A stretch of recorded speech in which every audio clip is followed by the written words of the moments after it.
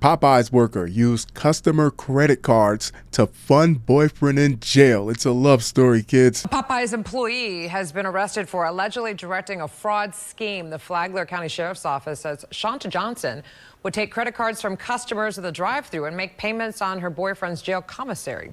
Johnson remains in jail facing several felony charges. Deputies also arrested a second woman accused of helping Johnson. I say this all the time. If you really want to help someone on the other side of that wall, the best thing you can do is not join them. Now look at you. You're hustling ass backwards. You're stealing to send money to someone who has absolutely no financial responsibility whatsoever. They're not going to put him out. If he can't make rent next month, they're not going to shut his lights off and put his bunk on the curb. But there is a silver lining for you two, I guess.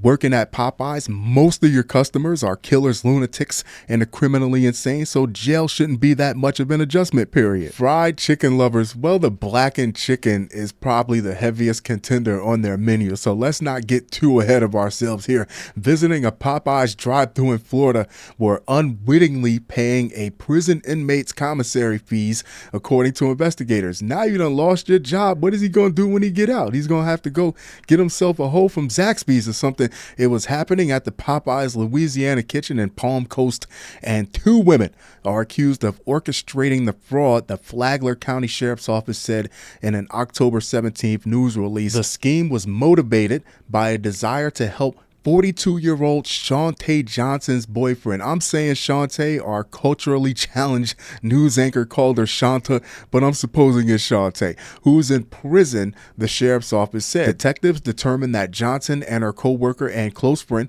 Chaniqua Richberg, 49, of Palm Coast, fraudulently charged customer credit cards while working the Popeyes drive-thru, the sheriff's office reported. Now, she's committed to helping your man like it's her man too. You better keep an eye on her, Shaunta. They're still in their 40s. Damn, that chicken game is a fast life. I'm telling you. Her and her accomplice looks like James Evans and Eddie Kane Jr.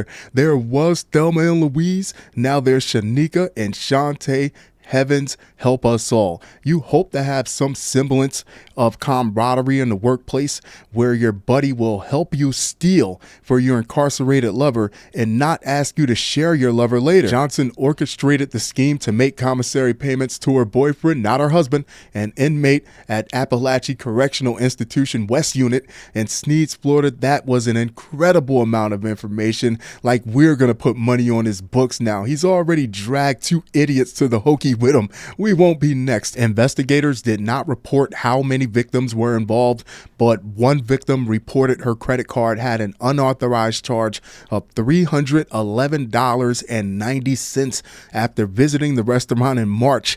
Deputies said the scheme came to light when the restaurant franchise came under new ownership. Deputies said the resulting investigation lasted 7 months. You get greedy, you get sloppy, you get caught. Most people will not even dispute a $10 charge, $15 charge. Maybe I bought something earlier and I forgot about it. It's all good. But $300 worth of Popeyes chicken in one sitting? $300 worth of Popeyes chicken in one sitting has to be the equivalent of smoking a pack of radioactive Newport 100s.